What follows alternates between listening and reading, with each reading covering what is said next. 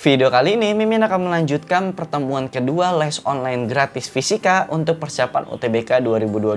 Biar teman-teman semuanya yang sedang berjuang di UTBK ini dapat ngerjainnya dengan baik dan mendapatkan nilai terbaik di UTBK-nya ini ya. Oh ya, berbeda dengan video sebelumnya. Kalau di video sebelumnya itu kan dilakukan secara live ya. Tapi untuk video kali ini dilakukannya itu secara video premiere. Intinya sama, kita nontonnya itu bareng-bareng, ada live chatnya. Tapi bedanya itu videonya ini udah Mimin bikin terlebih dahulu sebelumnya.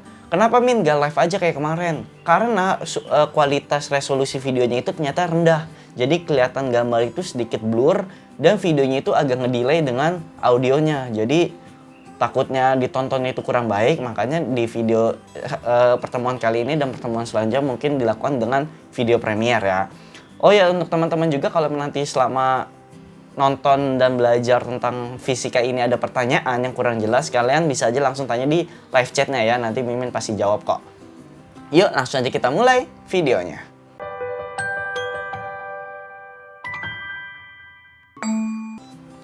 Nomor 11. Oh ya, untuk sebelum belajar tentang yang pertemuan kedua ini, Mimin harapkan teman-teman semuanya kalau bisa nonton yang part satunya dulu, pertemuan pertamanya, biar kedepannya itu ngikutin semua materinya itu dengan baik dan lebih terstruktur gitu sih.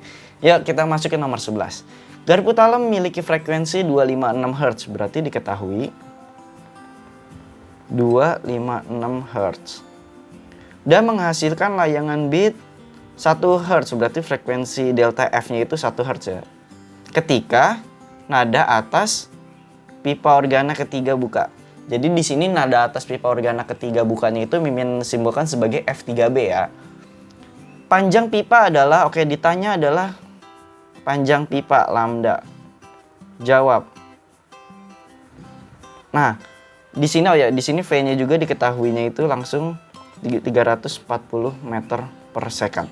Nah, untuk ngerjain soal ini di sini kan udah diketahui frekuensi itu 256 Hz ya, dan memiliki pelayangannya itu 1 Hz. Berarti kita bisa simpulkan kalau F3B-nya itu adalah 255 Hz.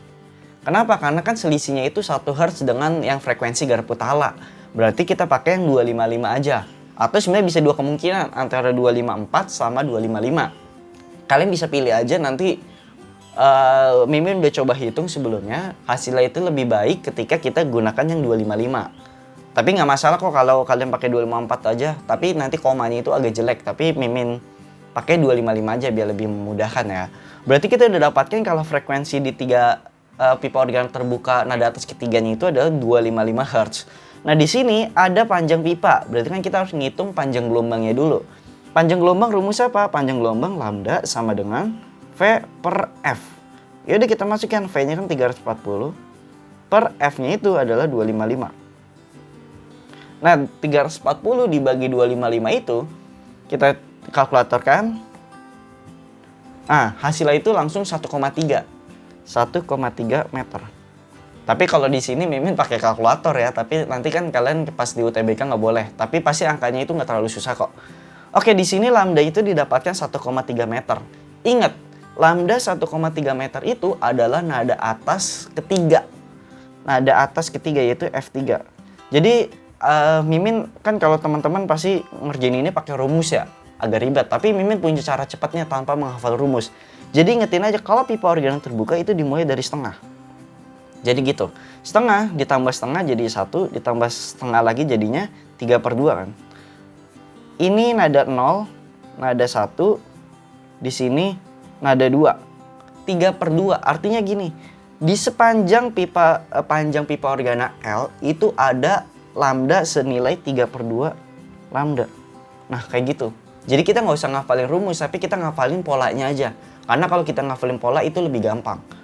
Jadinya kita masukin deh.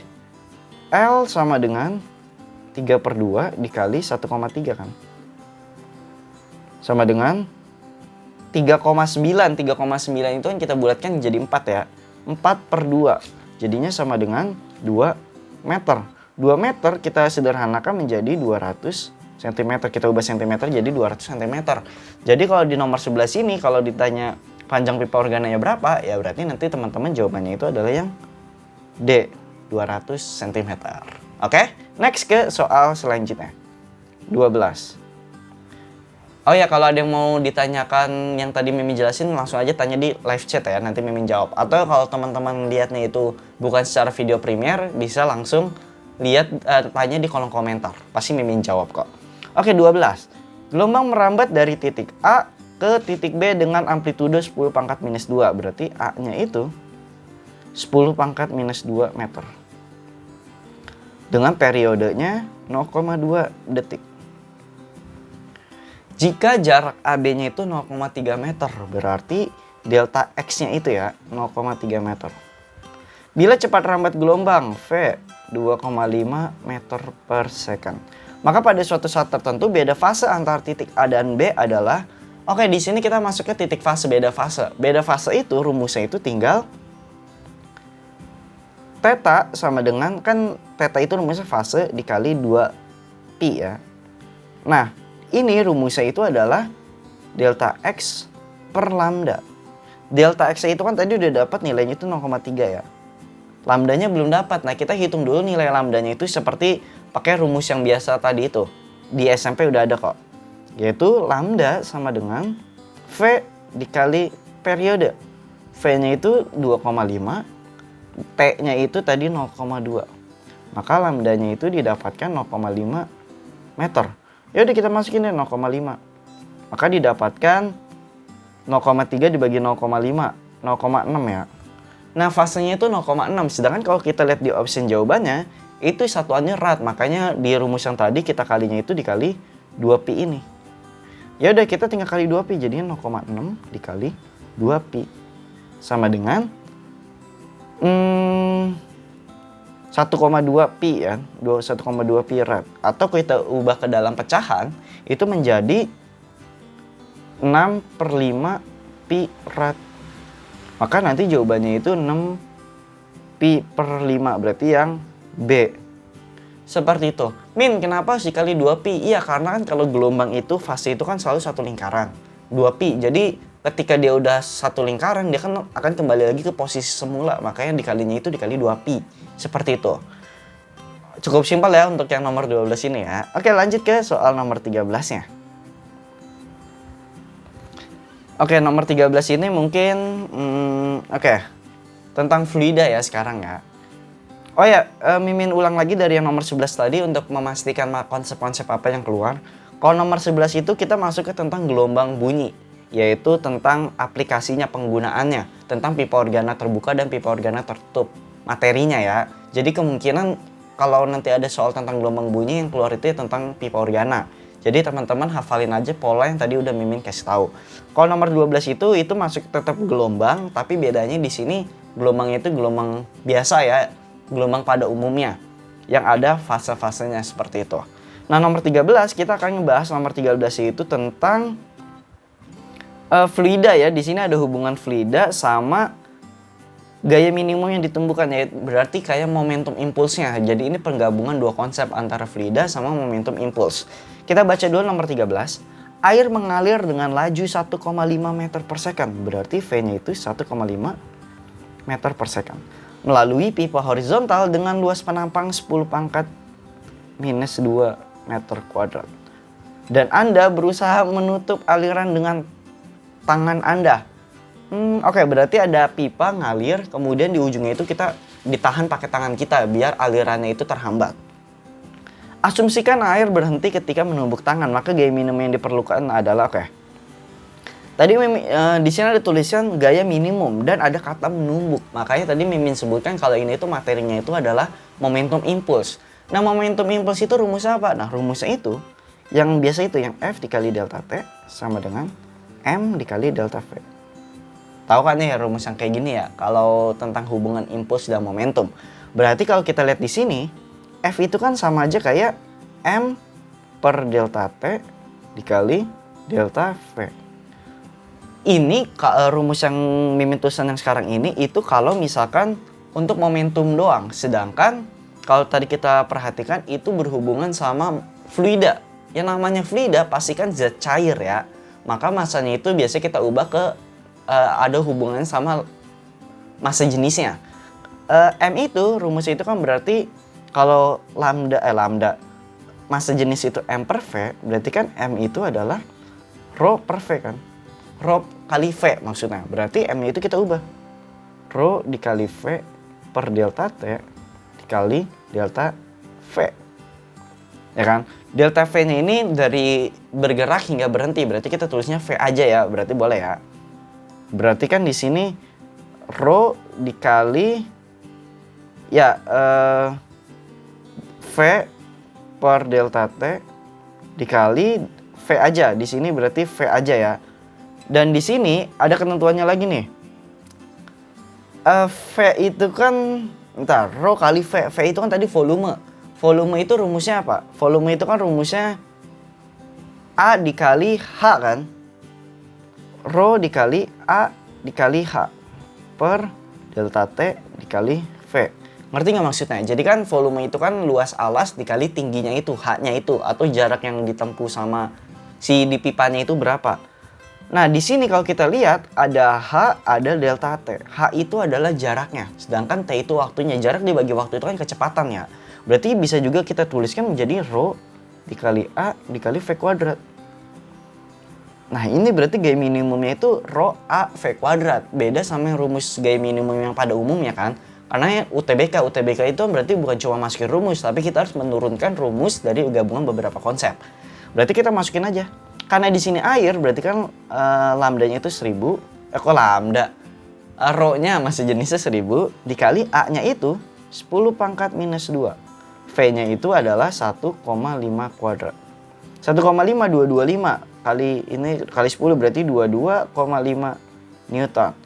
Berarti nanti gaya yang diberikannya itu sebesar 22,5 Newton. Nanti jawabannya itu yang B, seperti itu.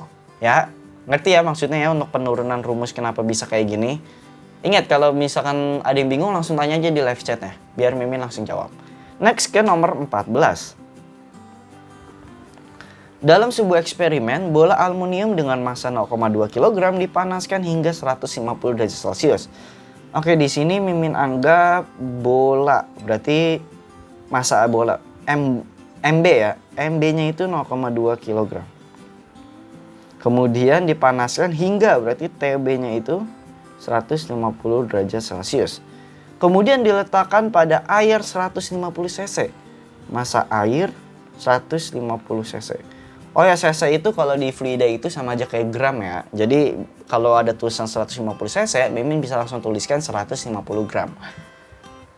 Pada temperatur berarti TA-nya itu adalah 27 derajat Celcius. Yang berada pada kalorimeter yang ekuivalen dengan air 0,025 kilometer. Kilogram. Berarti di sini M kalorimeternya itu adalah 0,025 kilogram. Temperatur akhir sistem adalah di sini TC 40 derajat Celcius. Dan kalor jenisnya yang ditanya itu kalor jenis apa? Kalau di sini pure tentang asas Black. Tapi kan biasanya kalau di soal-soal standar ulangan rata-rata itu cuma menggunakan dua benda. Jadi benda yang melepas kalor sama benda yang menerima kalor. Udah cuma dua benda doang ini. Tapi di soal UTBK ini konsepnya itu diperdalam lagi. Ada yang namanya kalorimeter. Ya intinya sih sama, tapi ya ada sedikit perhitungan yang berbeda sih. Oke, berarti kita langsung gunain aja tentang ki lepas sama ki serap. Asas Black berarti ki masuk atau ki lepas itu minus ki serap.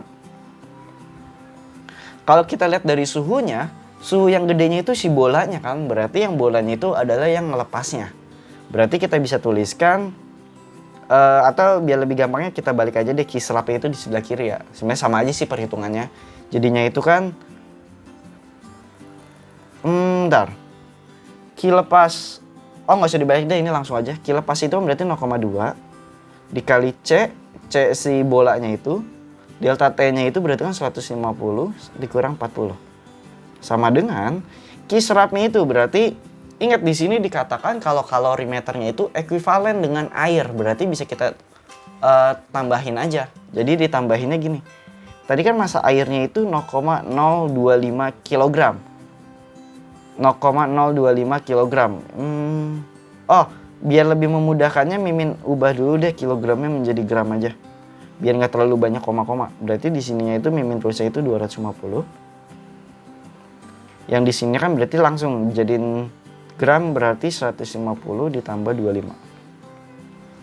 Ya.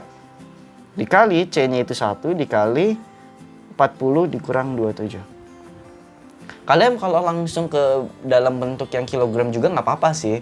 Tapi kalau menurut Mimin sih ini kayaknya lebih gampangan kalau dalam bentuk gram. Tapi itu tergantung kalian aja sih ya. Ya udah kita masukkan berarti 250 dikali C dikali 110 sama dengan 175 dikali 13. Oke, berarti C-nya ini biar lebih mempersingkat videonya, Mimin pakai kalkulator lagi aja ya. Berarti Mimin pakai kalkulator 75 dikali 13 bagi 110 dibagi 25.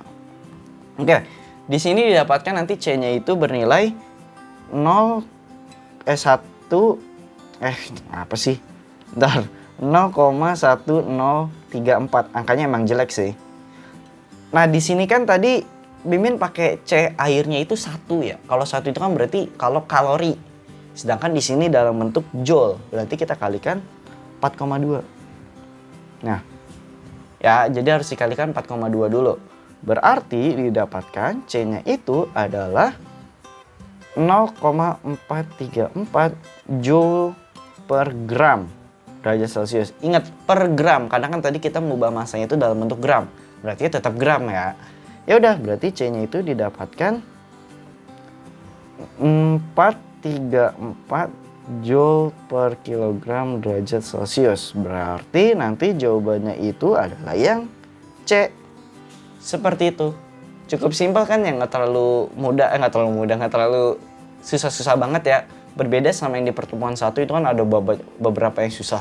Tapi untuk yang video kali ini, di pertemuan kali ini lebih fokus ke konsepnya, mana yang kita pakai. Apakah kalorimeternya itu digabung sama air atau digabung sama si bola aluminiumnya itu. Jadi intinya ya kita harus tahu sih mana yang dilepas, mana yang nyerap gitu kita. Oke, kalau ada yang kesulitan tanya di kolom komentar ya atau di live chat. Next ke nomor 15.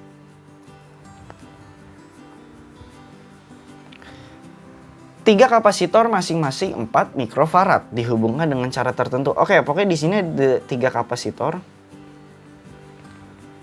Pokoknya masing-masingnya itu 4 mikrofarad.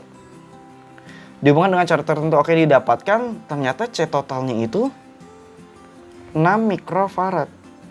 Cara tersebut adalah, di sini diketahui ada 3 kapasitor nih. Kita suruh nentuin sendiri nih, gimana caranya biar 3 kapasitor itu memiliki C totalnya itu adalah 6 mikrofarad seperti itu. Nah, di sini kita masuk ke materi tentang listrik ya, yaitu kapasitor. Kalau biasanya kita ngitung berapa hasilnya, berapa gitu kan. Kalau di UTBK ini kita suruh menghitung, mencoba-coba dari opsi jawaban yang ada. Jadi di antara A, B, C, D, E, kita harus nyoba satu-satu mana jawabannya itu yang benar. Ya. Nah, konsep yang perlu diingat itu adalah kalau misalkan semua kita harus tahu rumus konsep tentang seri sama paralel, rumusnya ya. Ingat kalau seri itu kan kita pakai yang 1/CS sama dengan 1/C1 ditambah 1/C2. Kalau paralel itu tinggal kita tambahkan aja. Selama teman-teman udah hafal tentang yang rumus seri sama paralel, pasti bisa ngerjainnya. Sebagai contoh untuk nyocokin jawabannya, sebagai contoh gini. Misalnya kita kerjain yang A. Kalau semua seri kan berarti kita pakai C seri. Kalau C seri itu kita juga bisa pakai rumus C per N. Jadi N-nya itu berapa kapasitornya, C-nya itu yaitu isi masing-masing kapasitor. Karena di sini kapasitornya identik, jadi kita bisa langsung menggunakan rumus C per N. Jadi kalau kita lihat yang A semua seri, berarti kan C-nya itu tadi 4 mikrofarad ya. Dan ada 3 buah.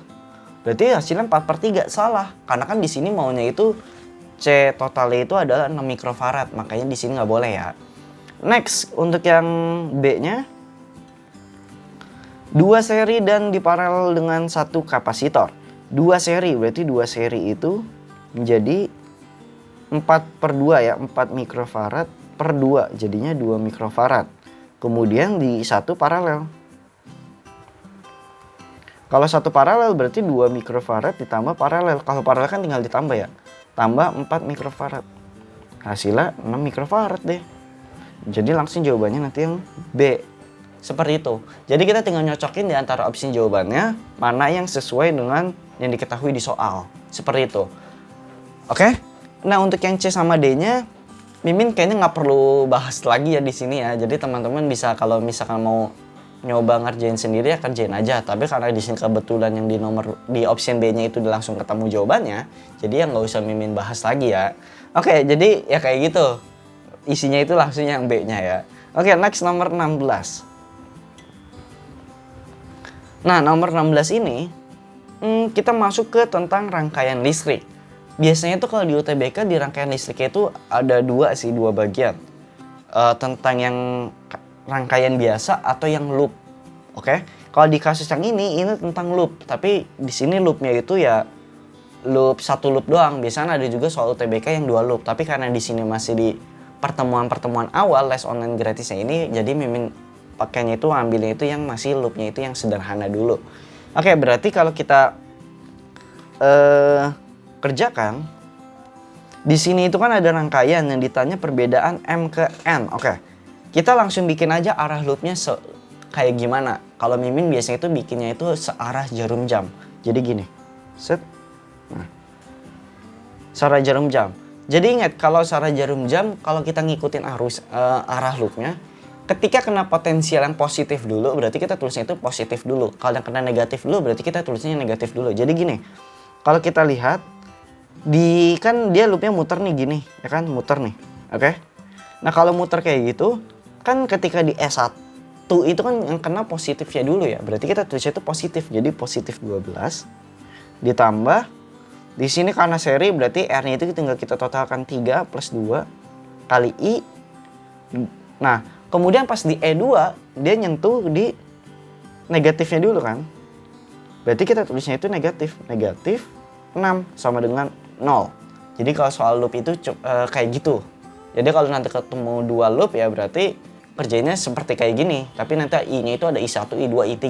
Tapi karena di sini cuma seri berarti I-nya itu ya I1 aja. Ya udah kita masukkan 12 tambah 5I min 6 sama dengan 0.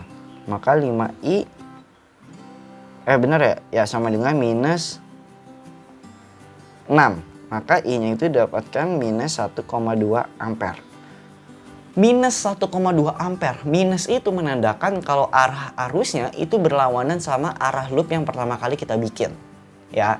Jadi ya udah I-nya itu 1,2 aja. Sedangkan kalau di sini yang ditanya itu adalah beda potensial MM. Oke. MN. Jadi gini, cara ngerjain M. Kan itu arahnya ke kanan ya.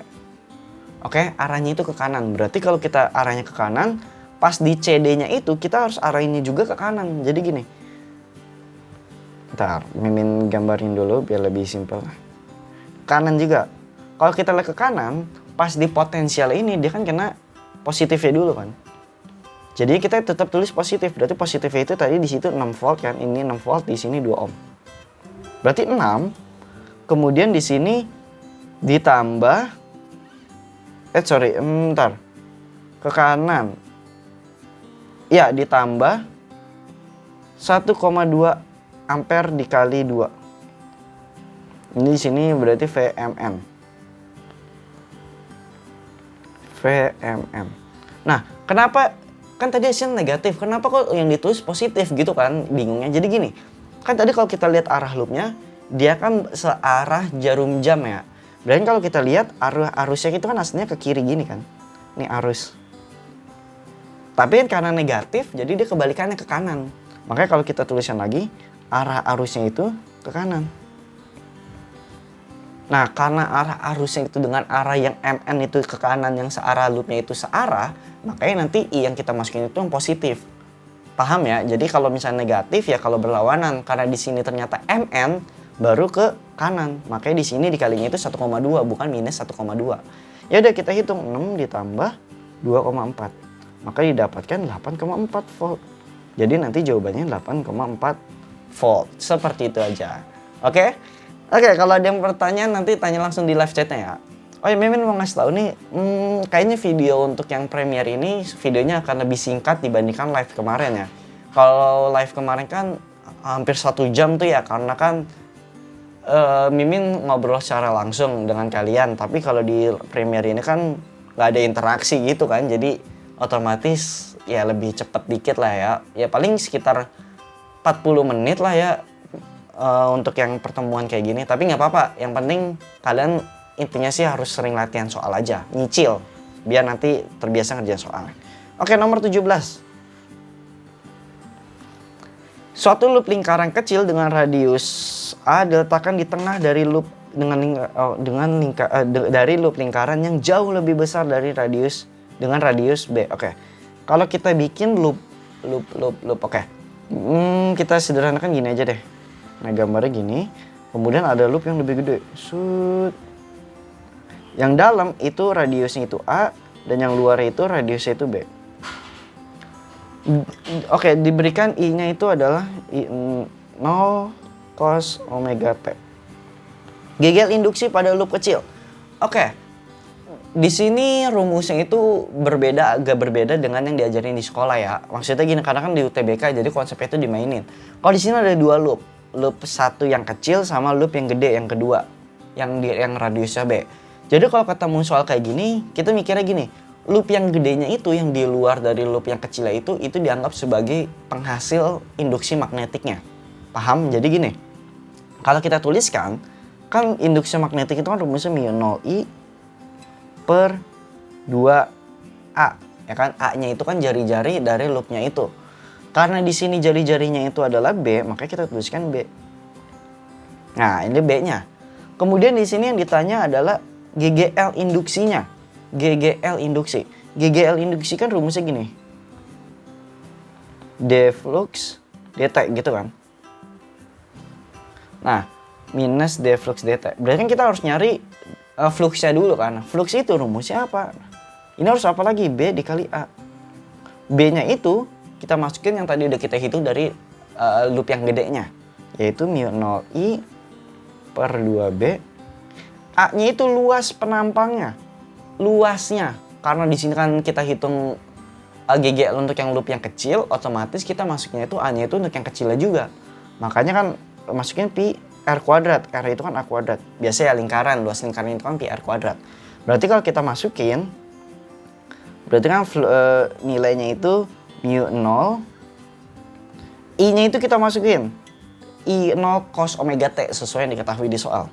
I0 cos omega T dikali pi A kuadrat per 2B. Oke.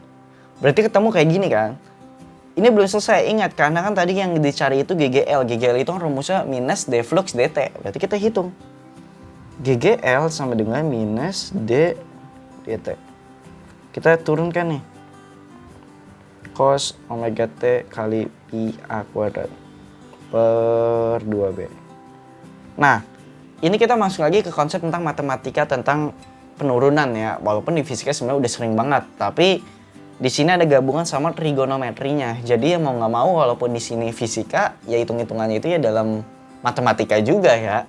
Jadi kalau kita turunkan, kita keluarkan dulu koefisiennya. Jadi μ0 I0 pi A kuadrat per 2B.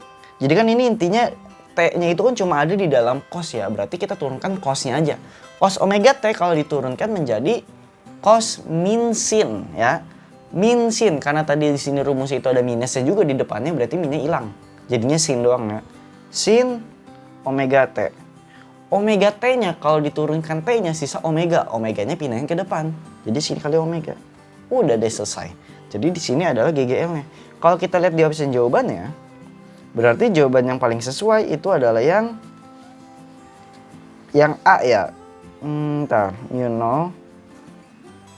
beda, ntar. Bedanya yang A sama yang B apa ya? Oh, oke. Ya ini harusnya A sama B nih. Ini keliru Mimin bikin soalnya. Oke, jadi intinya itu ya jawabannya segini lah ya. Berarti ini salah nih. A sama B-nya itu sama kan pi μ0 I0 A kuadrat per 2B. Oh ya, Hmm, ya ini keliru aja ya dalam pembuatan opsi jawabannya, tapi intinya teman-teman tahu jawabannya itu ya yang ini, yang mu 0 I pi A kuadrat per 2B omega dikali sin omega T. Seperti itu ya, oke?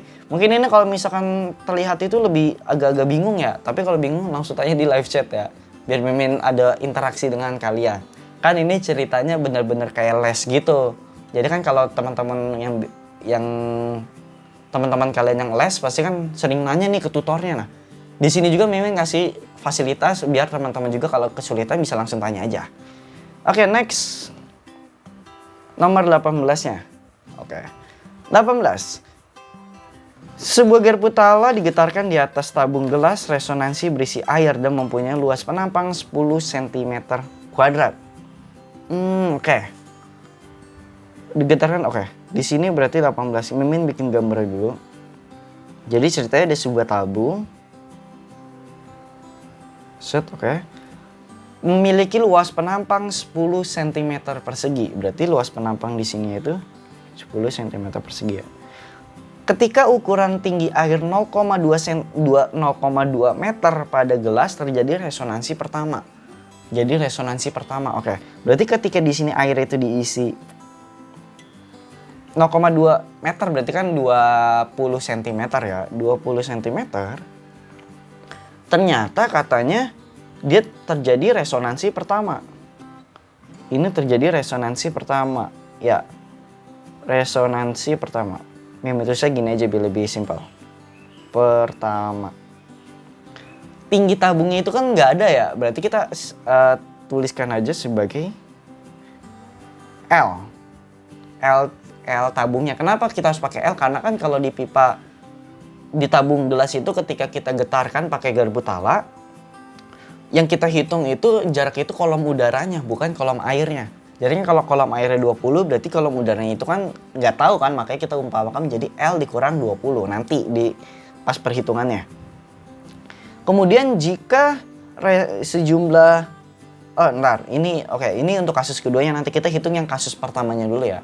Berarti kan di sini L sama dengan kolom udara, harusnya di sini L kolom udara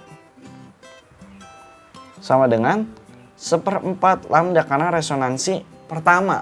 Kalau resonansi pertama tuh sama aja kayak nada dasar. Kalau resonansi kedua berarti nada atas 1, jadi kebalikannya. Nah, kalau tadi teman-teman ngikutin yang tadi udah Mimi jelasin tentang pipa organa terbuka di nomor berapa tuh tadi ya? Bentar. Di nomor mana tuh? Bentar. Oh, nomor 11 ya. Nah, kalau di pipa organa yang di tabung gelas itu disebut pipa organa tertutup. Jadi gini, dengerin ya nih, dengerin. Kalau pipa organa terbuka itu kan dimulai dari setengah ditambah setengah jadinya 1 ditambah setengah 3/2. Makanya tadi di 3/2-nya itu sebagian nada atas 2. Tapi kalau nada pipa organa tertutup kita mulainya dari 1/4. Jadi 1/4 ditambah setengah, 1/4 ditambah setengah. Nah, berapa tuh? Kok Mimin jadi bingung? Wait. 6. Oke, menjadi 3/4 ya. Kok jadi bingung sendiri ya? Jadi 3/4. Jadi 1/4 menjadi 3/4. Jadi 3/4 ditambah setengah lagi seterusnya. Tapi kalau di sini dikatakan resonansi pertama ya jadi ini lebih mudah aja. Yang kita pakai 1/4 lambdanya aja. Paham ya maksudnya? Kalau misalnya memang tadi Mimin ngejelasinnya agak belibet, tanya aja di live chatnya atau di kolom komentar. Ya udah, L udaranya itu kan berarti yang kita pakai L minus 20 sama dengan 1/4 lambda. Berarti lambdanya itu adalah 4L min 80 kan. Lambdanya itu 4L min 80. Nilai lambda itu akan selalu sama di resonansi berapapun. Yang berbeda itu nanti di dalam satu tabung itu ada berapa lambda, tapi nilai lambdanya itu ya segini untuk di resonansi pertamanya maksudnya. Next, kemudian katanya sejumlah air 400 cm3 air dibuang. Kalau dibuang berarti kan kolom udaranya itu kan semakin bertambah ya. Jadi kalau kita tuliskan di sini, ini ketika resonansi 2. Cukup jelek oke nggak apa-apa. Jadi kan tadi kan L-20 ditambah sama kolom udara yang dibuangnya itu kan 400 cm3. Sedangkan di sini dalam bentuk H. Ingat, volume itu rumusnya itu kan A dikali H. Berarti kan sama aja di sini ditambah V buang per A dari tabungnya itu kan sama dengan resonansi kedua yang tadi Mimin jelasin 3/4 lambda. Ya kalau tadi kan resonansi pertama pakainya 1/4 lambda, kalau resonansi kedua ya 3/4. Ya udah kita tuliskan L-20 ditambah V buang itu tadi 400. Nah A-nya itu kan tadi didapatkan 10 cm ya. Di sini nggak usah kita ubah ke meter karena kan tadi dari tadi kita gunainnya cm, jadi nggak usah. Sama dengan 3/4 lambda. Maka L-20 ditambah 40 sama dengan 3/4 lambda. Jadi kalau kita tuliskan ya lambda sama dengan 4. Oke, pelan-pelan deh. L plus 20 sama dengan 3/4 lambda. Maka lambdanya itu 4L/3 ditambah 80/3. Oke, perhitungan yang aljabar seperti ini teman-teman harusnya udah bisa ya seperti biasa gitu. Ya udah, di sini kan didapatkan 4L/3 ditambah 80/3.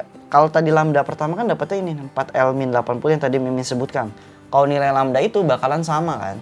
Berarti kita tuliskan 4L-80 sama dengan 4L/3 ditambah 80/3. Jadinya kalau tiganya itu kita pindah ke sana, 12L-240 sama dengan 4L plus 80. Maka 8L sama dengan 320, L-nya itu 40 cm. Nah di sini L-nya itu udah dapat 40 cm kan, L-nya itu. Berarti kita harus nyari frekuensinya. Frekuensi rumusnya apa? Frekuensi itu kan rumusnya V per lambda. V-nya itu 300. Nah lambdanya itu kita masukin di yang tadi.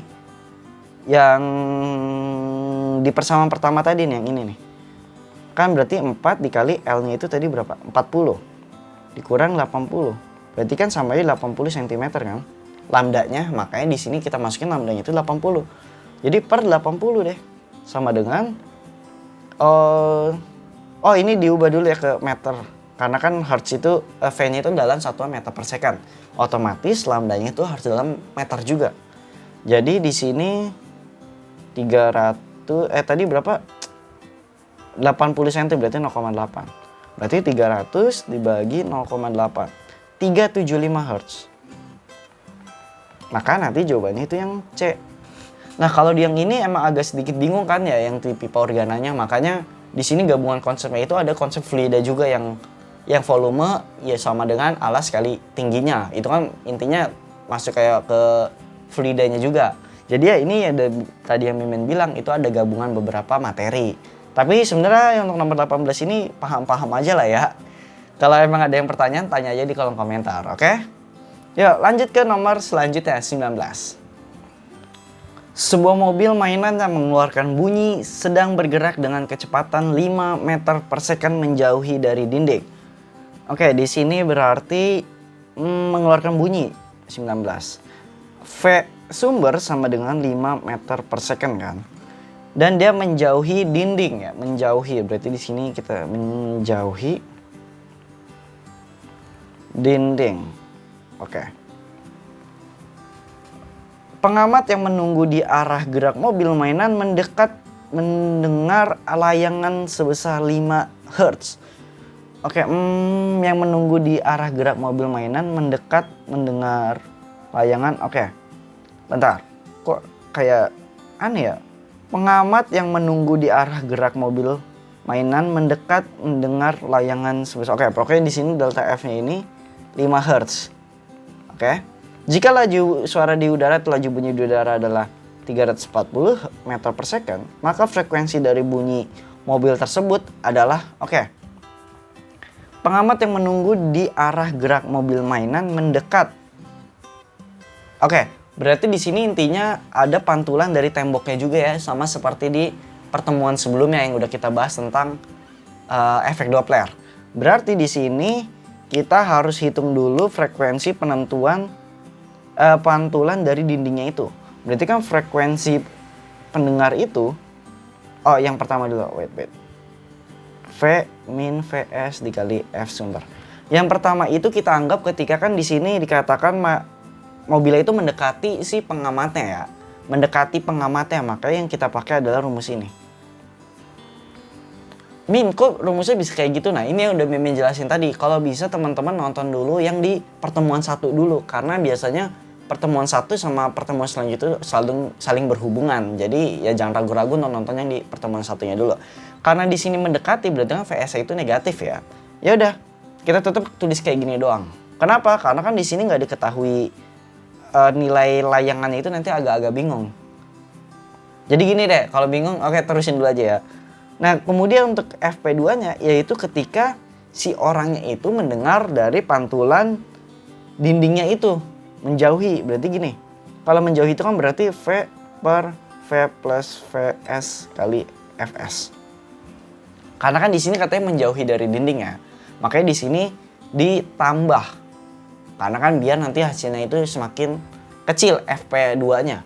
Ya udah, di sini karena di sini dikatakan katanya terdengar pelayangan bunyi sebesar 5 Hz, delta F-nya itu 5 Hz, berarti delta F-nya ini kita masukin, dikurang. Ya, jadi dalam soal yang ini kita nggak masukin angkanya secara langsung, karena kita nggak tahu nilai FP1 sama FP2-nya itu berapa. Jadi kita sederhanakan dulu aja, jadi kita tinggal kurangin. Jadi gini, V per V min Vs dikurang dikali Fs per V min Vs dikali Fs. Oke, sama dengan 5 Hz. Oke. Nah, dari yang angka yang dari FP1 sama FP2-nya itu kita sederhanakan lebih sederhana lagi. Jadi gini, kalau kita sederhanakan lagi, kita kali silang semuanya. Jadi kan V plus Vs dikurang V min Vs per bawahnya juga dikalikan, berarti kan V dikurang Vs sama aja kayak kuadrat ya, dikali Fs sama dengan 5 Hz. Agak bingung nggak kalau yang untuk kayak gini? Harusnya bisa ya, kalau pelan-pelan dulu aja, kalau emang kecepatan bisa dicoba coret-coret sendiri aja. Berarti kan kalau dari sini kita sederhanakan lagi, V kuadrat ditambah Vs min V kuadrat min Vs per, nah kalau dikurang kayak gini berarti V kuadrat min Vs kuadrat dikali Fs sama dengan 5 Hz. Di sini bisa kita coret yang ini. Berarti sisa V kuadrat min V kok V kuadrat min V? Bentar. Ini ditambah, sorry salah. Nah, ini plus ya, harusnya ya plus. Jadi yang ini yang negatif, kurang. Berarti 2 Vs min V kuadrat min Vs kuadrat dikali Fs sama dengan 5 Hz. Tuh, lebih sederhana kan hasilnya. Jadi kita tinggal masukin deh. Berarti 2 dikali V-nya itu kan tadi dikatakan 340 dikali 5 per 340 kuadrat dikurang 5 kuadrat dikali Fs sama dengan 5. Oke, di sini langsung aja pakai kalkulator ya. Walaupun ingat sekali lagi, nanti di UTBK nggak tahu sih boleh pakai kalkulator nggak, kayaknya sih nggak boleh.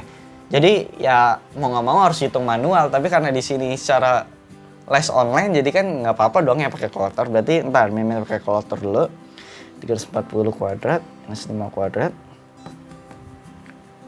Oke, Fs itu nanti didapatkan 170 Hz. Nah, 170 Hz ya udah, nanti jawabannya yang B. 170 Hz, seperti itu. Mungkin yang untuk soal yang ini agak sedikit membingungkan sedikit ya, karena kan tentang pantulan tembok, tentang pelayangan dan lain-lain. Intinya kalau emang tadi kurang jelas, tanya aja kurang jelasnya di mana. Atau bisa nonton di video tentang di pertemuan yang pertama itu yang tentang pantulan pantulan efek Doppler dari dinding juga kayak gitu. Oke, next ke soal terakhir nomor 20. Dua jenis fluida dengan rapat massa masing-masing adalah 0,9 gram per cm kubik dan 0,7 gram per cm kubik. Oke. Lambda 1, Mimin tuliskan lambda 1 ya. Kok lambda lagi? Rho. Aduh, oke. Rho per 0,9 gram per cm kubik dan rho 2-nya itu 0,7 gram per cm kubik. Dituangkan ke dalam suatu wadah sehingga salah satu fluida berada di atas yang lainnya. Kemudian sebuah kubus dimasukkan ke dalam campuran fluida tersebut sehingga kubus itu mengapung. Berarti di sini V apung deh gini ya, V apung atau V di udara. Sama aja.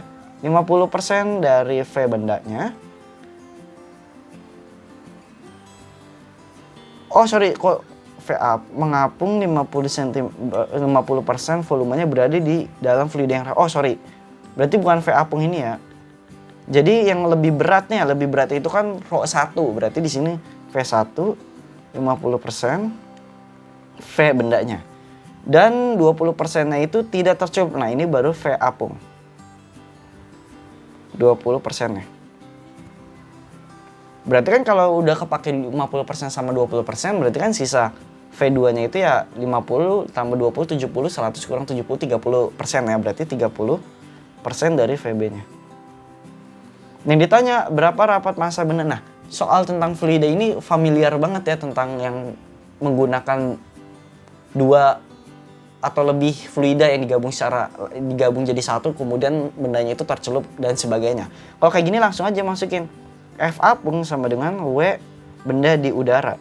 F apung itu rumusnya apa? Rho 1 V1 Rho GV ya intinya, ditambah Rho G V2 sama dengan W itu kan M kali G, M itu kan Rho kali V, berarti sama aja kayak Rho G V. Bedanya kalau di sini V-nya itu V benda dan Rho-nya itu Rho bendanya. Ya. Rho bendanya, sorry. Iya benar Rho bendanya. Ya udah berarti kita masukin. Rho 1-nya itu kan 0,9, berarti ini G-nya kita coret dulu. 0,9 dikali V1-nya itu 50% VB. Kita ubah ke dalam desimal 0,5. 0,5 VB tambah 0,7 dikali 0,3 VB sama dengan Rho B dikali VB. VB-nya kita coret sehingga didapatkan 0,45 tambah 0,21 sama dengan Rho B. Ya kan? Berarti Rho B-nya itu didapatkan 0,66 gram per cm kubik. Udah deh. Berarti jawabannya itu yang A, seperti itu. Oke? Nah, untuk yang di fluida ini intinya kita harus tahu dulu kapan penggunaan F apung sama W di udaranya. Intinya sih ya ini tentang Archimedes gitu, dan ini salah satu soal yang bisa dibilang sering keluar di materi fluida di UTBK.